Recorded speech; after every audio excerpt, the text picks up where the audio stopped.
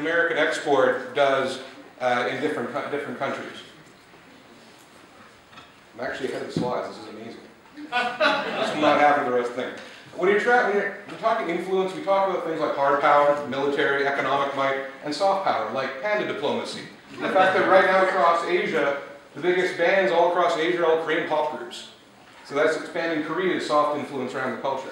Theme parks are an American export, according to everybody, according to most of the world, actually. But that's not really true anymore. Knott's Berry Farm, America's first theme park, the Old West, the world's first log flume. But this was all heavily influenced by Tivoli and European parks before Walt Disney got the idea to do this. Of course, in terms of cultural icons around the world, Walt, more importantly probably Mickey Mouse, anything more recognizable than that. And since 1955, they've been entertaining the middle class of California. But of course, what happened after California? The answer is they tried to go to a new culture, which was the East Coast. 1964, New York's World's Fair. Will East Coast elites, if you wanted to use the term, more sophisticated crowd back then, buy off on the idea of Disney theme parks? The answer was yes. All these things were created for the 1964 World's Fair, all of them today in a Disney theme park, including It's a Small World. In the 80s, Japan decided to import this culture for themselves, and a Japanese company built the most popular theme park in the world, Tokyo Disneyland, and probably the most beautiful Tokyo Disney Sea. A Japanese company under American license. Then Disney decided to export to Europe. That didn't go quite as well. For a lot of cultural reasons, some financial reasons. Euro Disney, it's gotten back to a sound financial footing though, once they recognized some of their problems. How did they get back to a sound financial footing? This guy. Riding right now in a 747. He's got an A380 double-decker jet being built right now. He's the Crown Prince of Saudi Arabia. Cultural influence? Yeah, a little bit with Kingdom Holdings. They also plan on building the world's tallest building, even bigger than the one in Dubai. If you think about where roller coasters come from, this is like the war map of Six Flags Magic Mountain. All the old American coasters over here, all the newfangled Swiss coasters. You know the Swiss were like the imperialists of roller coasters? Who did really? The world's fastest roller coaster over the last 20-some years started out at piddly 85 miles an hour back in the early 90s. Now the world record holder is 150 miles an hour. Yeah, exactly. Terrifying. And where is that roller coaster? I just went on this a couple weeks ago.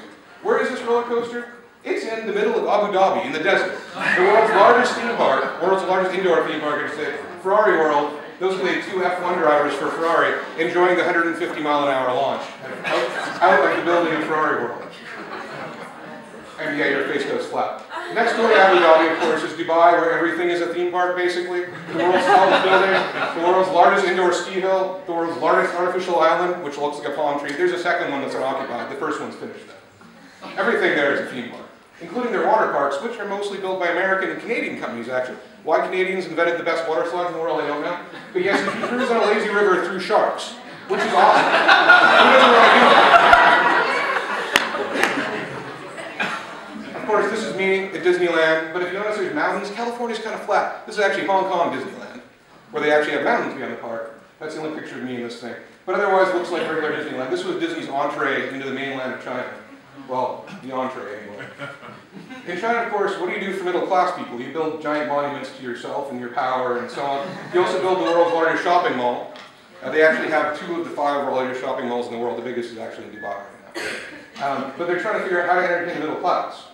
Luckily, they sort of figured this out a few years earlier when they basically copied Disneyland really badly. This is a really bad one. You see how they have the flying elephants, not quite as pretty. They have this really bad copy of Epcot, and they have, you know, whatever that is going on. Yeah, the government actually stopped that before the Beijing Olympics.